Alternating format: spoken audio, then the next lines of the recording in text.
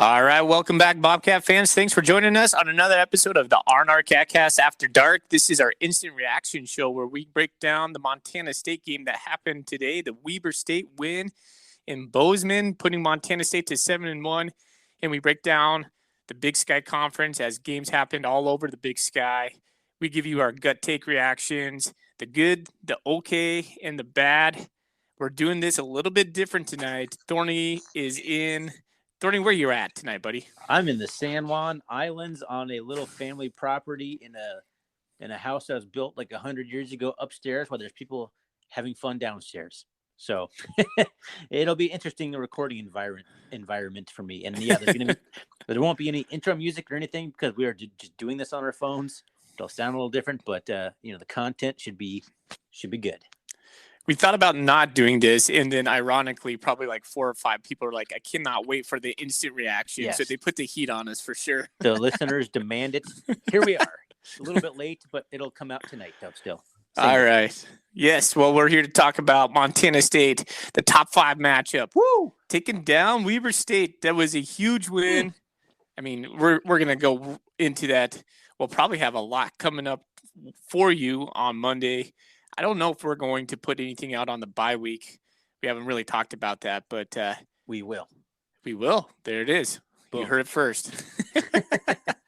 Right on. Most importantly, Montana State goes to 7-1, 5-0 in the Big Sky. To me, Thorny, before we get into anything else, this is that important 7 win for Montana State. I think this punches our playoff ticket.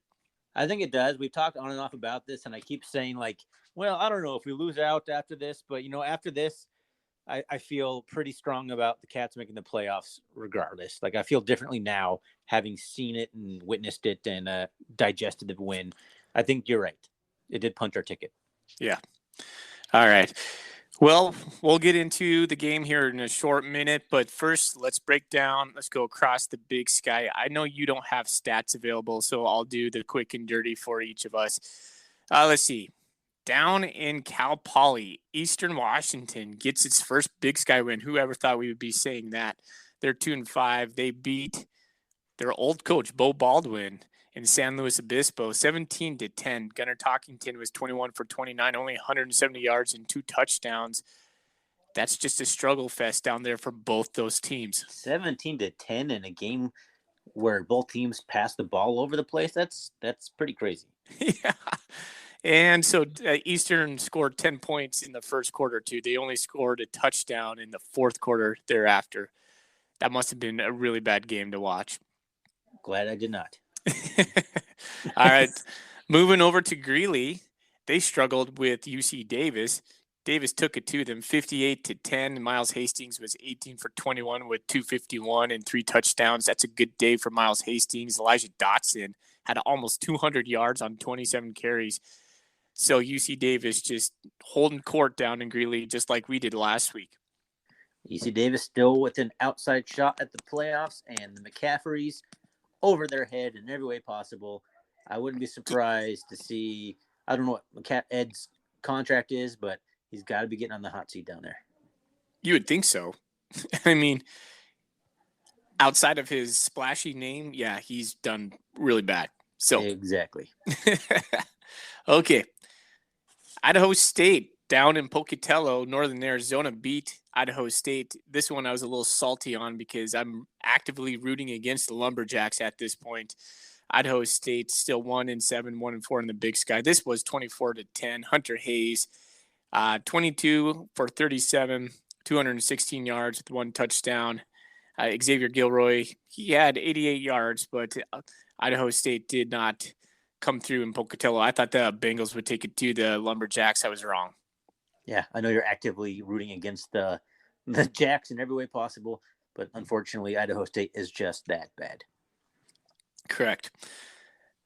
So over here on the Palouse, down in Moscow, Idaho beat Portland State, and they were pretty much tied going into halftime. Yeah. And then Idaho State just walked away with it 56-21.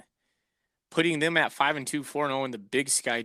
Giovanni McCoy, 10 for 19, 248, 4 touchdowns. That is impressive. That's just the top stat on that game. So, again, Idaho State looking pretty solid. 10 completions. That's crazy for how many? 4 touchdowns and 250 yards on 10 completions.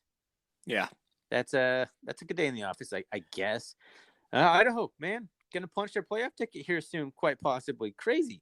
That's absolutely crazy that we'd be talking about Idaho in the playoffs and Eastern Washington not. Yeah, that is kind of weird. Anyways, all right, going on right now, the game over in Sacramento State, the other top 10 matchup. Stingers up. Montana, Sac State, yes, Stingers up. Montana has an early lead, 7-0 at the end of the first quarter. It seems like Sacramento State has had probably already 5 penalties in this game. It's been pretty wild, and it's actually the first time they've been behind all year. You're right. They have not been behind all year until right now. That's just kind of crazy to think about. They're the only FCS FBS team to do that. That is wild. Yep. Well, that wasn't going to last all season, and hopefully they can turn it around because that would complete the perfect day. Yes. Hey, I don't know if you have the answer to this. Did South Dakota State beat North Dakota? Just kind of a sidebar here. They did. They came back and won by a couple touchdowns. Darn. I was hoping all the teams that had big wins last week would have letdowns, and then also the Grizz would lose. That was my hope. But number one hope was that the Bobcats would win, and whoa, we did, Foley. Was that a Joey Lawrence? Whoa. I don't know what it was. I don't know. Could be. I've been drinking Mexican drinks all night. I'm feeling pretty good. It could have been. I could have reverted. All right. Well, Thorny's lubricated. That's good. Good on you, Thorny. Yes, I agree. All right, man. Well, let's get into the game. It's a huge game. It looked miserable over in Bozeman. Let's be honest. It was pouring rain and 41 degrees. Does not look like good football weather. To some, that's probably like perfect football weather, but it looked like that would be kind of tough for both teams. But I was not predicting 43-38. That I was probably my score prediction somewhere in the 20s for both teams. So I was a little surprised to see, especially after last year when we were like 13-10 or something like that. It's something really low. So I figured it'd be more high scoring than last year just because the defenses for Montana State isn't as good and Weber State's offense is better. But yeah, into this average of 40 points between the two teams, I would have never thought that. All right. Well, this game was a really weird game. We will go into the weirdness more on Monday, probably. Like, we'll dissect the game just as a whole after we digest it for a couple days. We listen to Coach Vegan on Monday and, read up on it. But kind of a wild game down in Bozeman. What we like to do with these episodes, if you haven't listened before, is we go into the good, the bad, and the okay. Or the good, the okay, and the bad. So let's start off with some goods, Thorny. What was you? I would just say Tommy Lott's performance. Outside of his very first interception, very first pass, over one for an interception, pretty awful start. He settled in, made some good throws, had 32 carries for 277 yards. Is that what the final stat line was? Something like that. Like 273 is on my book. So yeah, crazy, just ridiculous. Very impressed with Tommy Lott. I was very worried when I read today that Sean Chambers was not going to suit up. He was injured. I'm like, well, not going to lie. I was feeling pretty down at that point, fully. I'm like, we're not going to win this game. I didn't think Tommy Lott couldn't win it. I just thought we would need Chambers to be able to just pound the defense. We ran the ball way better than I thought we would. And I was just concerned that without Chambers, we wouldn't be able to do that. So kudos to Tommy Lott for just having his best performance, I think, since last year in the playoffs. He finally kind of looked like he did. The playoff Tommy kind of showed up a little bit. Yeah, he was in his old form. It's good to see him rise to the occasion. I, too, was a little concerned about Sean coming into the game. Do we know what that was about? I haven't heard anything, but I've been on an island with spotty reception, but it was undisclosed the last time I knew. Okay. Let's see. I'm going to be more specific with my goods just because I'm just looking over my game notes. Let's see. I like Marquis Johnson, man. I think Marquis Johnson is probably our most explosive player. I like him in the return game. I like also Marquis Johnson when we put him on the end around. I think we need to use him more. Yeah, he's very fast. He's electric. He can make guys miss. He's a real weapon. Yeah. Love watching him. Okay, and they're good for me is offensive line, man. I was super concerned about Weaver's defensive line, defensive front 6 or 7, depending on how many guys they have out there. Our offensive line blocked really well. I'll just say the blocking in general. I'll just extend that to I thought the wide receivers, the tight ends, all blocked really well. But the offensive line, man, they were able to continue to impress without Cole Sane, without Marcus Ware. We didn't miss a beat. I think Weaver State was averaging like 90 yards given up per game. And what was the final stat? Malott had 270 plus himself.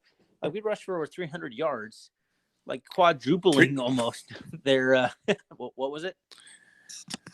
Montana State has it at 347, 53 rushes for 347. So, yeah, we kicked some butt. Kicked some absolute butt. Like a team that was shutting down the run, we ran all over them. And that was super impressive to see. And I give a huge credit to the offensive line, Brian Armstrong, the run game coordinator and offensive line coach, and also Taylor Housewright for coming up with a good offensive game plan. Like I didn't think we could score that many points. And I was very impressed. Surprised me too. I thought they run game and do it with ease, kind of, given the fact that we had those young guys starting on the offensive line. But man, especially with no Sean Chambers. Exactly. 350 yards of rushing. That's no joke, man. So Montana State, you know what we do? Density. That really well. Like to me, it's just like crystallizing for me that's just what we are. It's really cool to see them struggle, whether it's a FBS team, FCS team, top 5, you name it. We're doing really well in the run game, no matter who's on our line or who's toting the rock for us, man. So this is all without Afonso and down a couple of starting offensive linemen, Montana.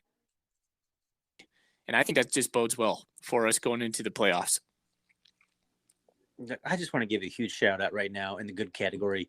Brent Vigen, man. If you are apprehensive about Brent Vigen as a head coach of the Bobcats still in any way, get over it. We just beat the number 5 team at home, missing so many key players and never panicking, never even having a doubt. It started off slowly. Don't get me wrong. I'm saying there's never doubt. Like the Bobcats just kept doing their thing. They didn't panic. He's got this team believing in themselves. He's got the next man up mentality, which is such an easy thing to say, but he's actually proving it and playing out in front of our eyes. Like Brent Vigen has completely won me over. He is an amazing coach. I texted you before the game. I'm not sure you ever even texted me back on this, but I asked you, buy or sell, coaching wins this game or loses this game, because in my mind that was going to be the determining factor. And I actually think coaching came down a big part of it. We'll talk about some other craziness that happened in this game that had nothing to do with coaching necessarily, but Brent Vigen, he's got it dialed in, and I'm a huge fan, and he's squarely in my good category right now. Brent No Panic Vigen. I think that's what we're going to start naming him. I love it. There we go. Yeah, that guy's steady hand. He is. You're right, Ryan. He deserves a lot of credit. Nice job, Coach Vigen. I want to give props to a couple more players. I'll just name off a couple with just a couple things I noticed. Just a quick hitter for some goods. Kenny Iden, man. I think that dude is just coming into his own. He's kind of putting together a good stretch right now. I think he's balling out. Saw him get a sack. I want to say R.J. Fitzgerald. Sorry, I can't take it back now. After I've been drinking all night, I will laugh too hard.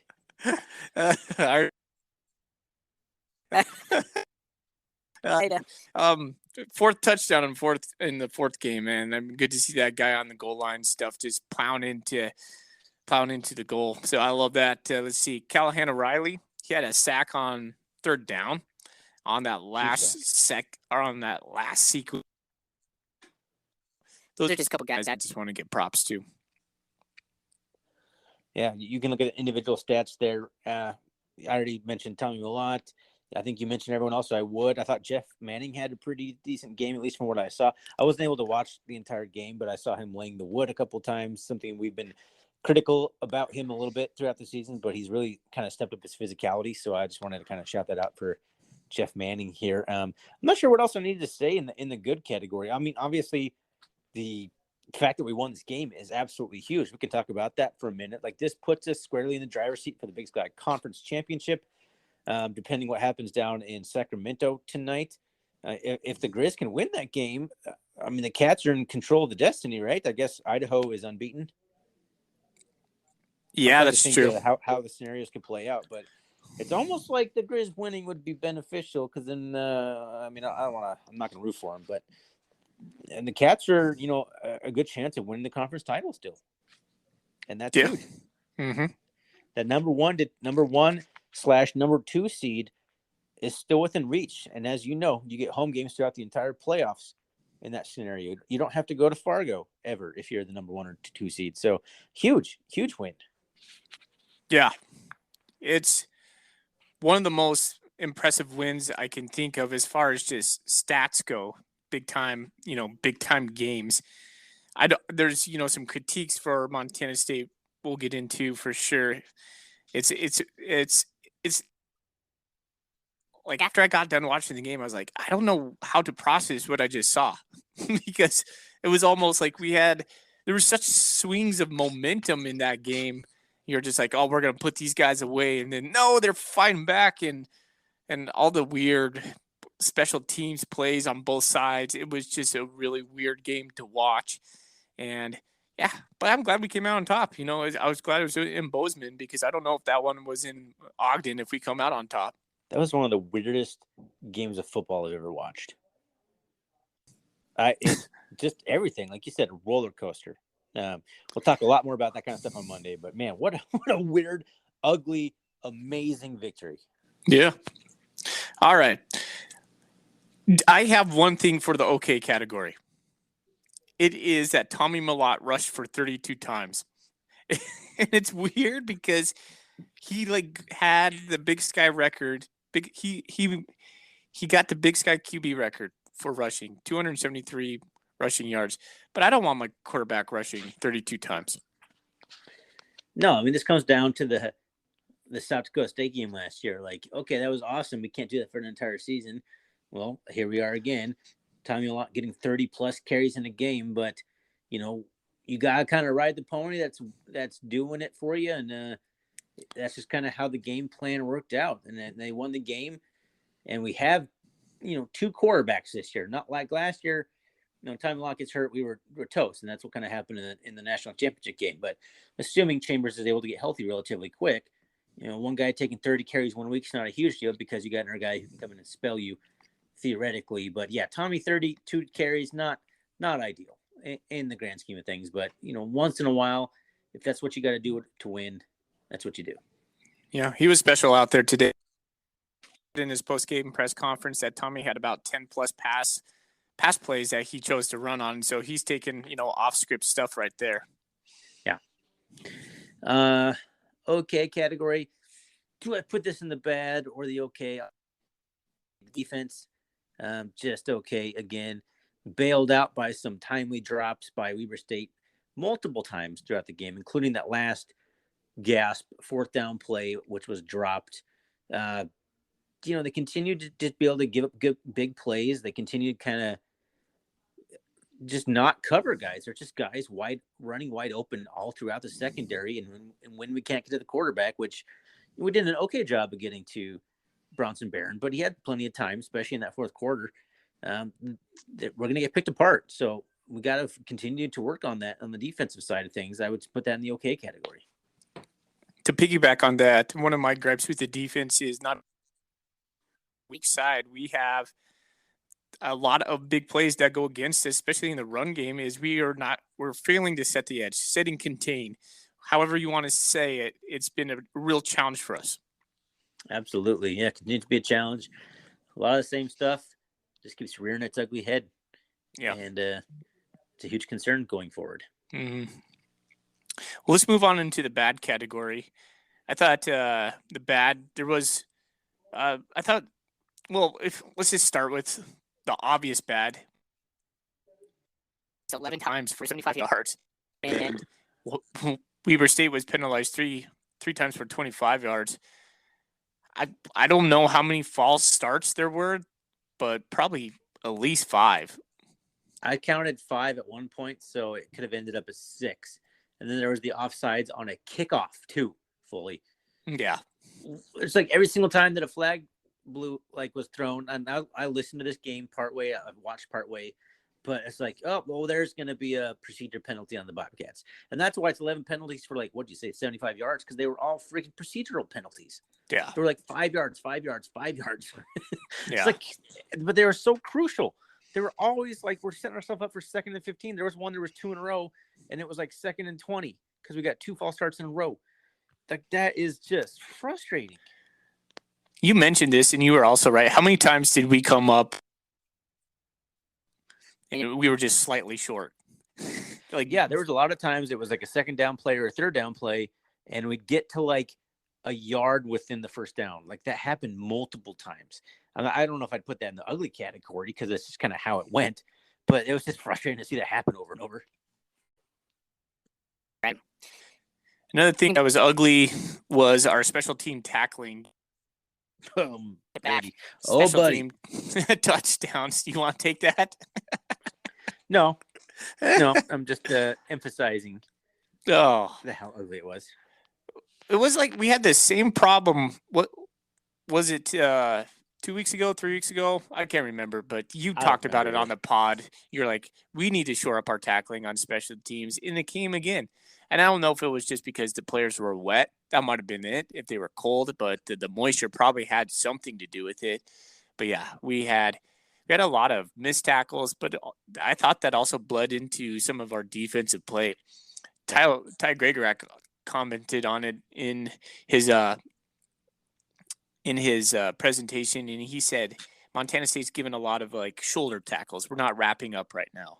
Maybe that might be something Montana State wants to address over the bye week. The good news is a lot of this stuff is still correctable, and we have a bye week to kind of look at ourselves and kind of try and fix some of those things that have been problematic. Yeah, tackling, special teams play have been spotty throughout the season. Let's get it dialed in. Yeah. I think a bad thing for me was Weber was wide open on slants. And you saw that going on that last drive and a couple times over the middle too, where they are just fits against our zone defense, and we're not being able to somehow plug that or cover that. I don't know if it was a coverage problem, that last play on 4th down. Who's number 4? James Campbell. James Campbell got caught lucky. He was so far off of Ty McPherson out there. And I don't know if he was not just trying to get beat behind, because that would have been game over. But, I mean, he had help. Jeffrey Manning was out there. I'm not sure what was going on. But I look at that kind of stuff. I'm like, man, there. It continues to be a problem. And we got lucky, like you said, throughout this game. Dropped passes. Definitely should have been more points on the board for Weber. I noticed that Montana State was went sans gloves. A lot of the players were wearing just like Willie Patterson didn't have gloves. And then a lot of the Weber guys were still wearing their gloves. And I don't know if that with the wet ball would make a difference or not. Apparently Montana State thought it was. And so a lot of the guys were choosing to go without gloves. Yeah, I did notice that Willie Patterson. I saw one of the passes to the flat for Willie Patterson, and I was like, Willie's not wearing gloves. And I was like, is he normally wear gloves? I feel like it's kind of an interesting choice to bring up. Yeah. Anyways, in the ugly category, I feel bad for the kid or kids. Is it multiple guys for Weber State who just could not snap a punt? Come on, I feel bad. Grant Sands is his name. The long was it one guy the whole time? Yeah, it was. I feel so bad for that kid. It was it did not hurt my team at all. It was really helpful for my team, but I just feel bad for any kid who has that bad of a day in the office. My goodness. Yeah. I don't think I've ever seen anything like that. We probably will never see anything like that again. It was weird. It's like the same thing time and time again. Like, what was his deal? I saw they showed him on the sideline, like practicing snapping, and he snapped it. And I remember him coming up, like, "See, that was a good snap." And but then he'd come out like and 5 minutes later and just shoot it over his punter's head. I don't understand what was happening. We didn't have any problem with the snaps, with the punts. So clearly something to do with whatever that guy was doing, and I just feel bad, but crazy. 8 points off of bad snaps. Yeah. 4 safeties. That is absolutely ridiculous. I saw that was an FCS record, which the FBS record is worse. Is that what that's implying? That there's more than 4 safeties in a game?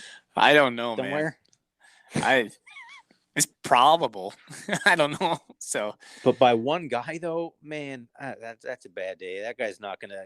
He's gonna be having nightmares about that game until he dies. Yeah.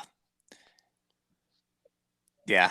I mean, everybody who watched in my household as he was walking off the field, they're like, "Man, I feel bad for him." Yeah.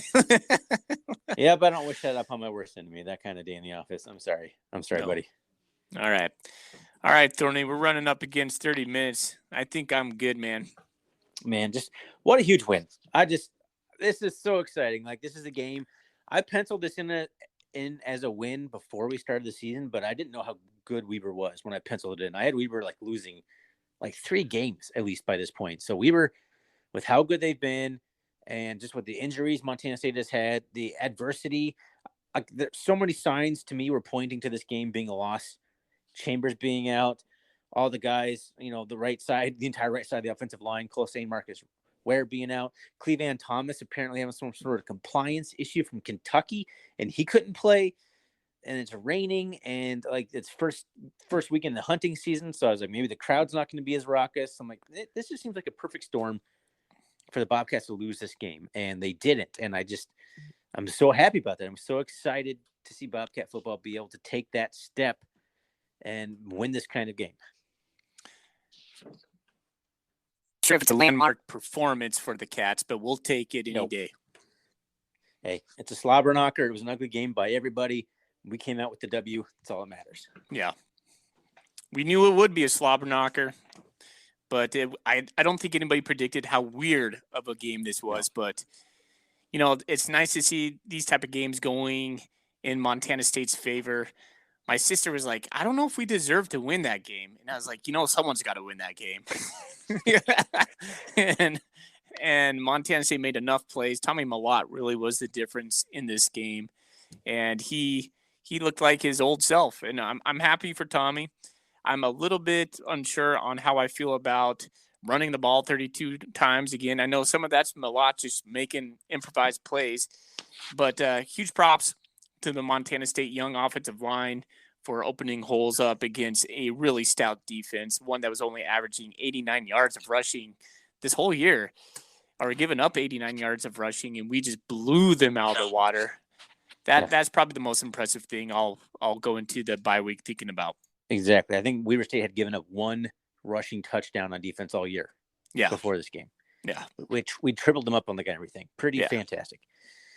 All right. Anything else you want to say here? I'll get us out. No, man. I think we're good, dude. All right. Well, thanks for listening, everyone. Sorry for the weird format and the poor audio quality, but we're bringing it to you, giving the people what they want. You can always find us on Twitter or our CatCast. You can find us on the web or our catcast.com. Hey, Foley man, go Cats. Go Cats. Go Cats.